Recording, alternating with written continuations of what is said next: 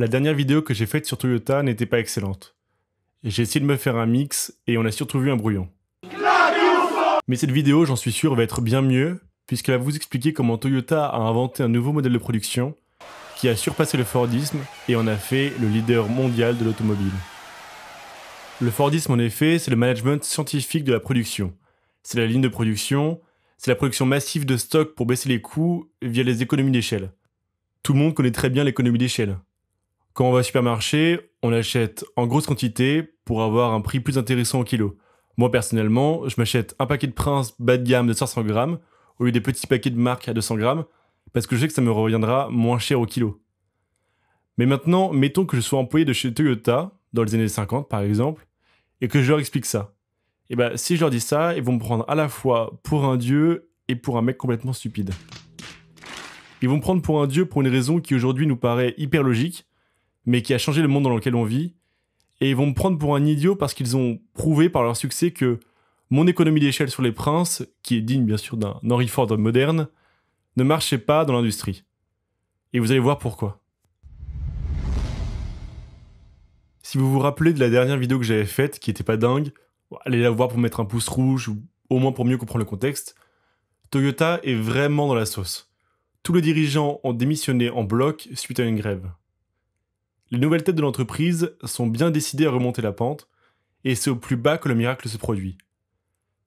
Taiichi Ohno est en voyage aux USA, et en essayant d'apprendre les bonnes façons de faire de ceux qui ont nucléarisé la tête du Japon 5 ans auparavant, une idée miraculeuse lui vient. Il fait la découverte du supermarché. Non, c'est pas vrai! Mais c'est super ça!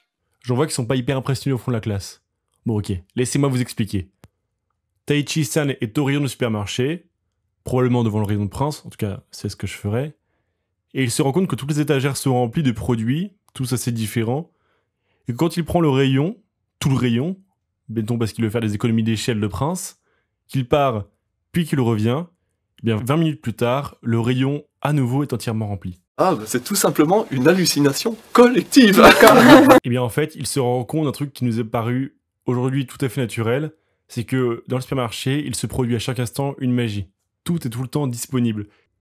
Et cela est dû grâce à un petit stock en magasin et surtout à une grande chaîne en flux tendu qui permet d'approvisionner le supermarché très régulièrement, ce qui explique que tous les matins, les employés sont obligés de remplir à nouveau les rayons. Et ce truc en apparence tout simple, c'est ce qui va faire la force de Toyota, avec notamment l'invention de ce qu'ils appellent le just in time, c'est-à-dire le juste à temps. Le but est de livrer son client pile au bon moment. Ni en avance, ni en retard, mais pile au bon moment, pile quand le client le veut, c'est-à-dire quand il émet le désir d'acquérir une voiture, ou dans une chaîne, quand le maillon suivant de la chaîne a besoin de l'élément que vous lui fournissez. Et en fin de compte, c'est exactement comme au supermarché. Les rayons sont peu remplis, mais sont très variés. Il y a maximum 10 fois le même item en moyenne, ce qui nous donne une très grande variété de Prince. Ceux au chocolat, ceux au lait, ceux tout choco, ceux au chocolat blanc. Ta gueule, les connards.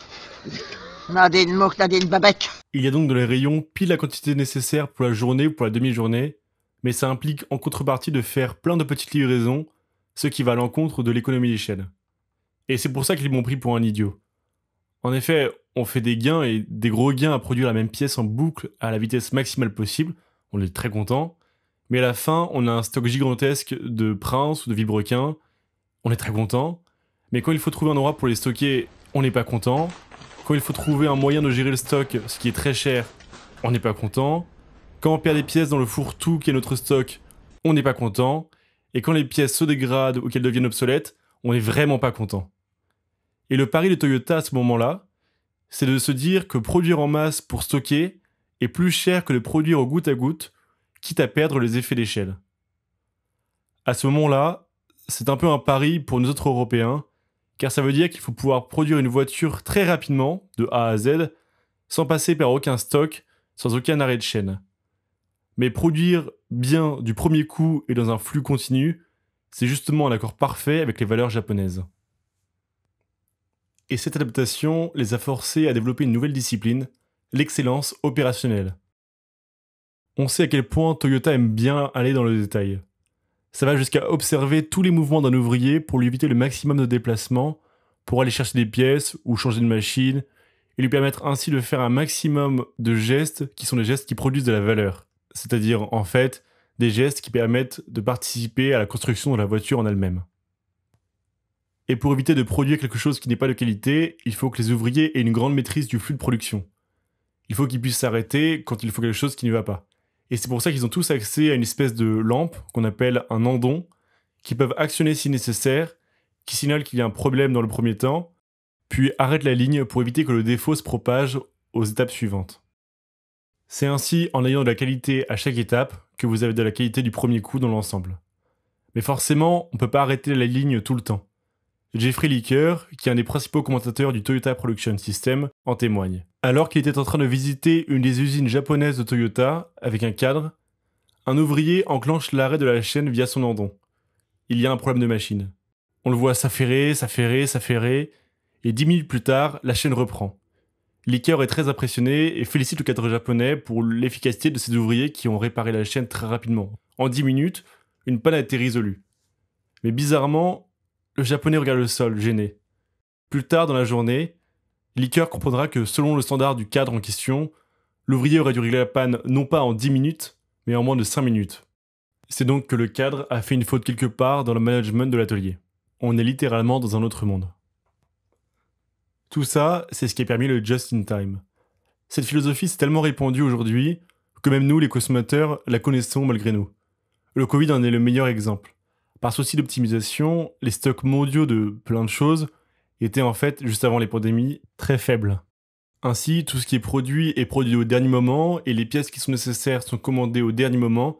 Et puis nous, on se sert dans les rayons de supermarché au dernier moment. Et donc, du premier fournisseur jusqu'au dernier consommateur, toute la chaîne se fait au dernier moment et il n'y a aucun stock. Ainsi, dès qu'il y a eu un arrêt de production à un endroit, que ce soit de semi-conducteurs ou de PQ, eh bien, il n'y a plus aucun stock. Et on arrive ainsi à des points où il est quasiment impossible d'acheter une carte graphique ou un vélo pendant presque 2 ans après le Covid. Et on pourrait se dire, bon, le Covid n'arrive pas tous les 4 matins, c'est pas très grave. Mais dites-vous qu'aujourd'hui, dès qu'un bateau coince au canal de Suez, c'est la panique mondiale parce que tout le monde risque le blackout sur plein de denrées alimentaires ou simplement des denrées vitales comme des médicaments par exemple. Forcément, on est français donc on râle et puis ça fait toujours bien sur YouTube de râler. Mais dites-vous que c'est aussi ce qui a permis une grande optimisation des chaînes de production, des chaînes de supply, et c'est ce qui a permis de baisser les prix de beaucoup d'objets, même si aujourd'hui les prix réaugmentent. Donc merci Toyota. Pour résumer, dans les années 50, Toyota a mis en place son système de just-in-time qui a impliqué de devoir produire comme des pros. Quand vous ne pouvez plus vous permettre de perdre du temps, vous devenez par la force des choses hyper efficace dans votre travail. C'est ce qu'on appelle l'efficacité opérationnelle. Et cette efficacité se retrouve dans la qualité des véhicules. Les fans de Top Gear UK se souviendront comme moi de l'épisode de Top Gear « Détruire une Toyota ». Si vous ne voyez pas de quoi je parle, je vous mettrai un lien en commentaire. Mais en fait, il y a 3 épisodes. Le seul et unique but de ces vidéos, c'est de réussir à détruire, par tous les moyens possibles, un Toyota Hilux.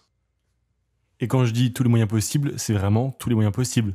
C'est-à-dire le passer au boulet de démolition, le laisser dans la marée, le faire passer au feu, le faire passer à travers une cabane en bois, et même le faire tomber d'un immeuble en destruction, sachant que l'immeuble est un immeuble de cité qui fait au moins 60 mètres.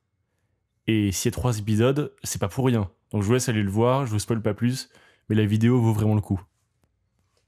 Donc si on veut conclure, Toyota c'est la qualité, Toyota c'est rapide, Toyota c'est efficace, Toyota c'est la classe. Sur ce, j'espère que l'explication du Just in Time vous aura paru claire.